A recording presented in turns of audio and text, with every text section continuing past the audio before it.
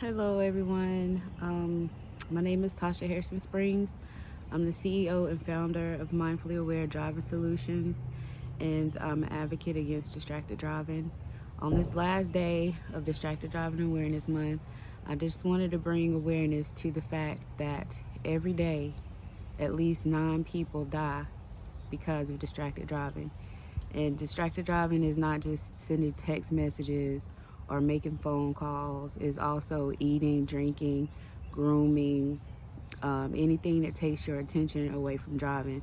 Live streaming movies. I've seen people watching movies while they're driving. I've seen people FaceTiming while they're driving. People doing Zoom meetings while they're driving. All these things are forms of distracted driving.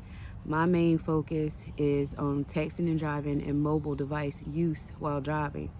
The reason why I am so passionate about these two things is because in October 2012, I decided to get in my vehicle and text my daughter. She was texting me about her cell phone bill. It was due that day. She was going crazy because she was thinking her phone was going to get turned off. So she kept texting me, "Mom, pay my cell phone bill." And I kept texting her back, "I'll pay your bill when I get ready." So sending her that text message, I may have texted her about 3 or 4 times. On the fourth text, I looked up. I looked down, I looked up. You know how you do your little thing when you're texting or whatever you messing with.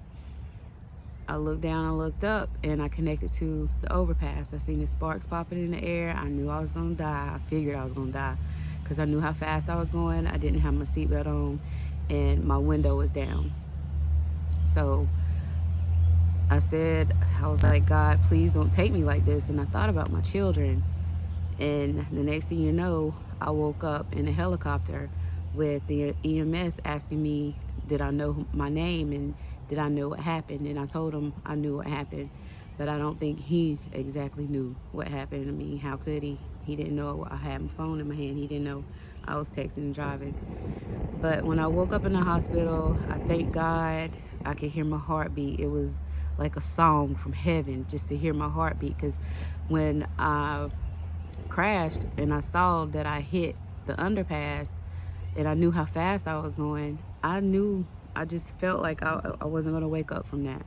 But I did. I was very blessed. Some people call me lucky, but blessed, lucky, whatever it was, I had divine guidance. I had somebody.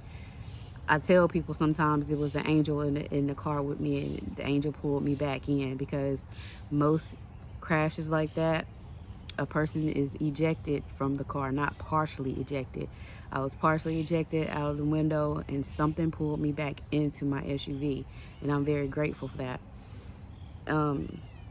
In all that chaos and mess, I collided with another car. These 2 people that were in the car, they got treated and released that night, but I had to stay in the hospital for about 6 more weeks undergoing reconstructive surgery. As you can see, I'm missing my ear and part of my face. I crushed my hand really bad. If you can see that, there's a lot of damage to the top part of my body. I have chronic nerve pain. So just about every day I'm in pain, especially if it's gonna rain. And even though it looks bright outside, it's cloudy. And with it being cloudy, I have nerve pain. So today I'm in a little bit of pain. My arm is swollen up a little bit. But the purpose of this video is to let you know that I'm an advocate against distracted driving. I'm also a member and the director of African American Women Trucking Association. I'm the outreach and advocacy director. We're reaching out to organizations. We need sponsors to help us promote more jobs and opportunities and education and well-being, things that African American women need in the trucking industry that we haven't really been getting. We need these things to help promote us, to keep us going, because the trucking industry is a huge industry and it supplies things all over the world. And Black women, African American women in particular, we're coming into this industry. I'm coming into this industry. I am right now doing my best to get my CDL so I can know exactly how it feels to be a trucker, to put my butt in the seat so I can know and understand the rules and regulations and why they're put in place, so I can be able to go out and speak and teach to people, especially the young drivers. The Biden administration, the Biden-Harris administration, they passed the infrastructure bill about 2 years ago. And in that infrastructure bill is grants and monies that have been put aside for 18 to 20-year-olds to now drive interstate. They were intrastate. They were driving interstate inside the state, but now they need to go out because the baby boomers are retiring. So the thing that I'm doing now, this is the end of Distracted Driving Awareness Month, but it's not the end of us not driving distracted. Like, we really need to pay attention to what we're doing because more and more people are dying. And it's not just people that are in cars, it's pedestrians, it's bike or cyclists, motorcyclists. They're out there, they're getting hit because the people that are in the cars are not paying attention. The truckers are in their trucks watching movies and doing things that they don't need to do. So we must bring more awareness to distracted driving so that people can understand that this is an epidemic and people are dying and losing their lives. So please just think about what you're doing and just drive. Get in your car and just drive. Set your music, anything that you need to do it before you start driving. Like, you put your seatbelt on before you start driving. Eat before you start driving.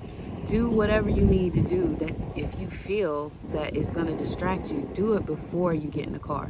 Or do your best to train yourself to pull over in a safe location like a parking lot or a rest area if you're on the highway.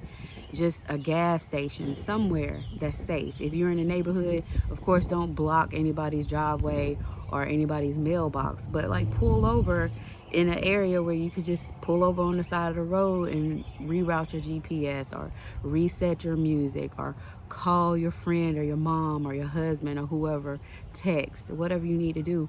Train yourself to pull over to do it. Train yourself to do everything you need to do before you get in the car. Your life is what I want to help you protect. We are our own worst enemies sometimes when we get in our cars. So please think about what you're doing, and thank you for your time. I appreciate it. Drive safe.